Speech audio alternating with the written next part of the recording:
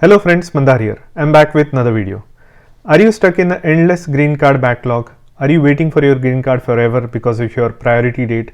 Do you want to take control of your life? And are you looking at Canada as your next option? If so, you might want to watch this video until the end. Today I'm going to talk to Mark Pavlopoulos. He's helping people from US who are on OPT or H1B to find tech jobs in Canada.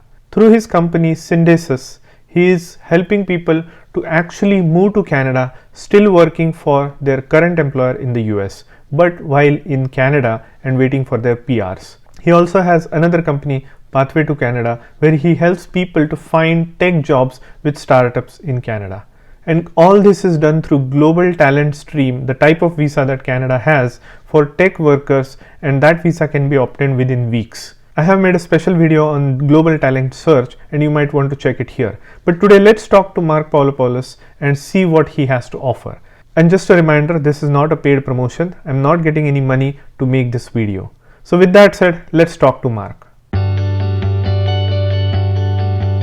Hi Mark, thanks for joining the call. I would like to introduce you to my audience here. Most of my audience, just for your information, is in the process of getting their green cards, either in the United States or getting their permanent residency in Canada. So let's get started. Yeah, just a quick intro.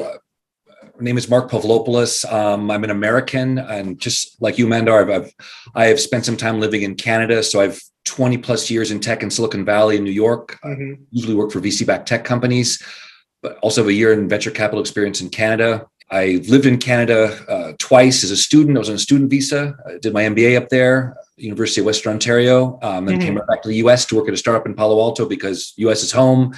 And then a year later, to my surprise, ended up moving to Canada and worked in tech up there and venture capital and came home. But those 5 years in Canada shaped, I didn't realize it kind of shaped the future. It ended up resulting in me starting two separate cross-border companies, Syndesus and Path to Canada, just from what I've learned about living in Canada and trying to solve problems for people on both sides of the border. Excellent, excellent. So, Mark, how has your experience been on either side of the border? When I put the first company together, Syndesus, the problem I was trying to solve was, from living in Canada, I had a lot of Canadian friends who said, hey, I got friends who went down to Silicon Valley, they got these cool jobs, but Canada's home and I don't want to leave. I wish I could do those cool jobs. And, friends say that. And I'm just like, okay.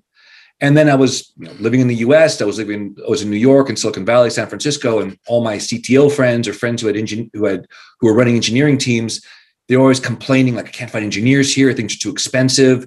Everyone, the salaries are bid up and it's hard to find people. And I'm like, well, then just hire a team in Canada.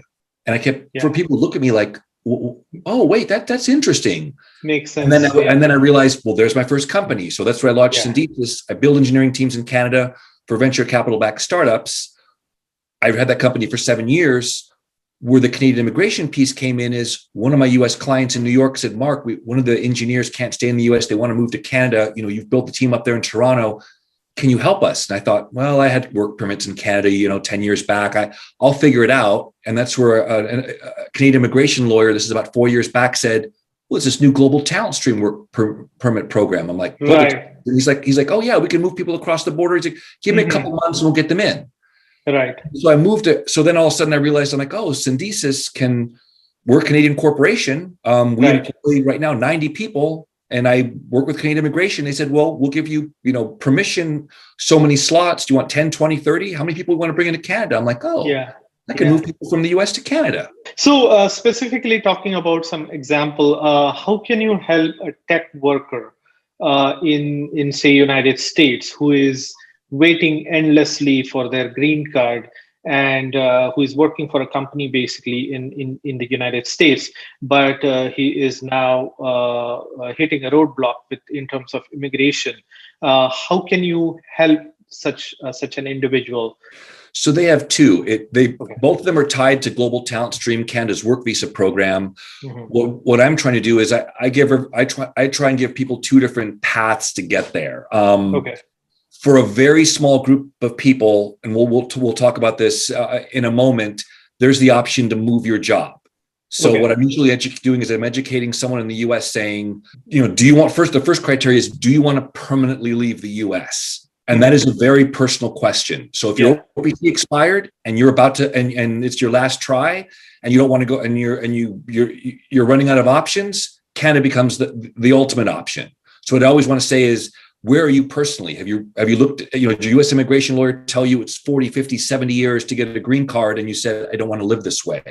So the people I would like to speak with are the ones who said, I'm looking for my plan B. The US is not going to work out. I have to leave because of OPT expired, or I want to leave because it's not fair. US immigration, I am a 100% believer that is an unfair system to people who come over here. The F1 program is great. You can come over here and learn. And then to try and stay on a work visa or stay permanently with a green card, it is not a fair system. So I want to share with them that Canada has options. So can you talk about, from your experience, how are the immigration systems? How long does it take? Do you have any idea? Yeah, it's pretty quick. So what I always tell people is just do column A and B like in a spreadsheet. Column A is US where you are now, and column B will call Canada. So if we go work visa, PR, start with those two. When you put side by side work, trying to get an H1B, being in the lottery, that process, and everything that can go wrong with, it's not just to get an H1B, it's you have an H1B, and then what happens if your company terminates you, 60 days to find another work visa. Most of your listeners probably can say, yes, Mark, I'm very familiar with how difficult the US work visa program is. And I say, okay, now let's look at column B. Canada 4 years ago started Global Talent Stream. The goal is to get 200,000 tech workers or managers of tech workers in. Program, it's a 2-year work visa. You get it. It comes with an open work visa for your spouse, if you have one, which means they can work for any Canadian tech company for open reign. It's a 2-year work visa. It's renewable. And the basic processing time from when the Canadian immigration lawyer puts your application in until it's completed, and I've just had someone a couple weeks ago finish theirs, it's 4 to 5 weeks. So maybe a few weeks to prep the application. The Canadian immigration lawyer works with you. Application to completion, 4 to 5 weeks. When it's completed, your work visa is waiting. Next day, you can fly in and you can go into Canada, pick it up at the airport or land border crossing, and go start your job the next day. It's that fast. That's quarantine for COVID, 14 days, of course, and negative COVID test. But still into Canada, the border is open. So there's a comparison: Canadian work visa, Global Talent Stream to US H1B. Then you go a step down and say permanent residence, the green card, US. Many of your listeners will have heard crazy numbers, 20, 40, 50 years. I've heard 70, 80. And I look at the person saying that, I'm like, again, that's not fair.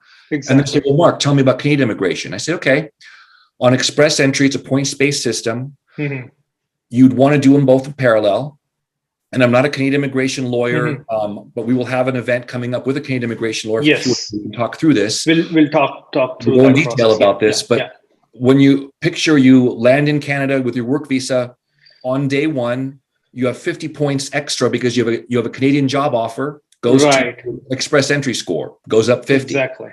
You have then each year you work in Canada, each 12-month period, more points. So what Canadian immigration lawyers tell me is between year 1 and year 2 of your work visa on Global Talent Stream, you will become a permanent resident. Maybe until towards the end, you're still on your work visa. Then you work for any Canadian tech company. So while you are on the work visa, you are already accumulating points for your express entry in the first 2 years. That puts you on the right path for permanent residency. Yeah, that's a wonderful point. How would you compare the compensation or remuneration or salaries between US and Canada? It's a good question, Mandar. For me, working in Canada, I knew this to be different. And I've worked in San Francisco, Silicon Valley. I live in New York right now. I've worked in Boston. So for me, knowing tech salaries here in the US, it will be less. So it is a good question because people ask like, well, wait a minute, I make this much in Silicon Valley. So what I always tell people is the salaries are less. But my follow-up question is, look ahead for a second. If you look ahead to the cost of living in the US versus, Toronto or versus Calgary. Vancouver's expensive to cost of living for houses. Let's be very clear. It rivals San Francisco, but you don't have to go there with remote. You could live anywhere in Canada. So the question becomes, your housing cost is less. The universities are a fraction of the cost. If you look ahead, you don't need to match salaries. Your cost of living in Canada is significantly less. Oh, and their healthcare is government run. You have significant cost savings there. You can make a very good case to say less salary.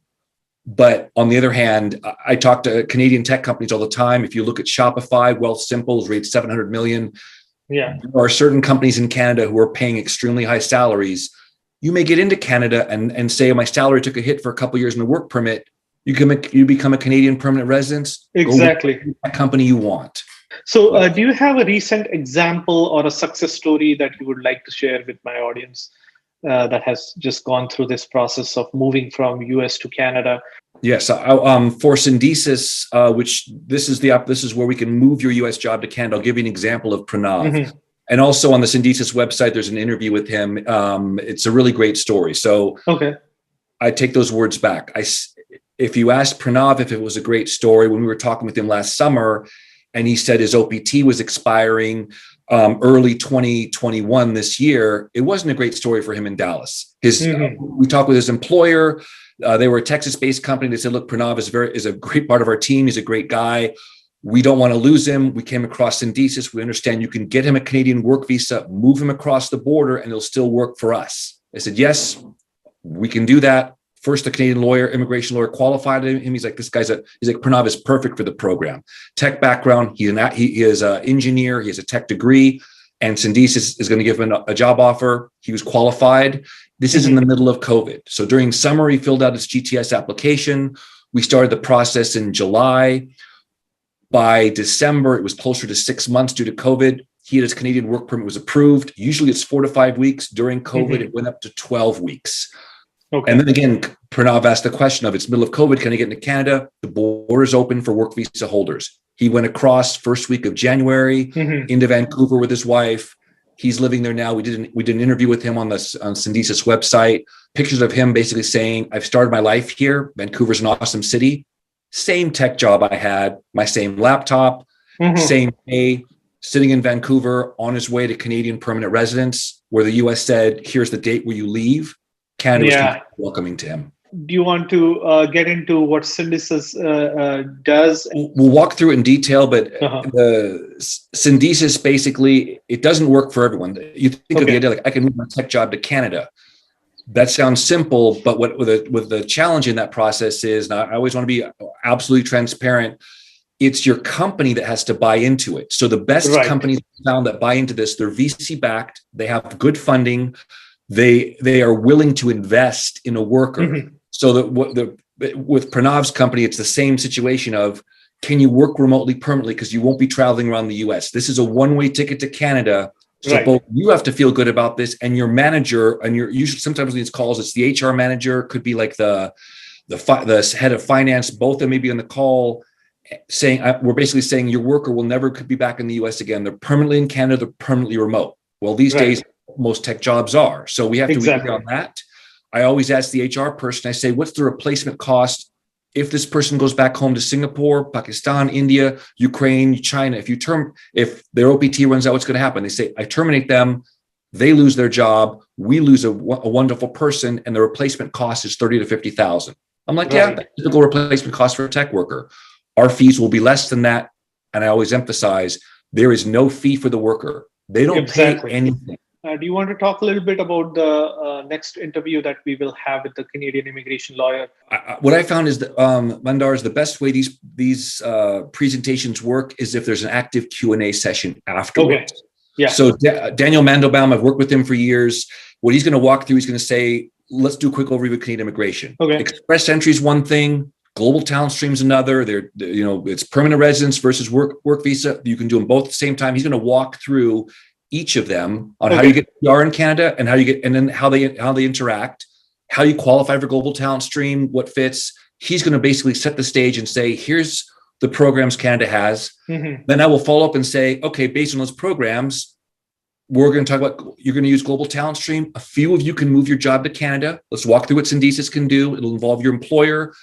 The process like Pranav did, let's move your job. For the majority of you, you don't work you probably don't have a job where you can move it. Here's what Path to Canada is. We are building a database of people who want to leave the US, US experienced, US education engineers. We're going to connect them with Canadian tech companies who want to sponsor your work visa. They will sponsor Global Talent Stream. They will pay all the fees. They will bring you up. Right. Either path costs you nothing. Yeah. It is basically, we're trying to enable tech workers from the US to be able to get to Canada. And then we're going to open up for a Q&A session where people can ask all the questions they want of either me or Daniel Mandelbaum, the Canadian immigration lawyer. Awesome. No, thanks for doing this. So we will be having that in a couple of weeks. I'll be publishing the date and time of that live Q&A on my channel so that people can anticipate when it's going to happen. I think this was wonderful and really valuable to my audience. So thank you for coming in, Mark. Thank you, Mandar. I appreciate it. Yeah.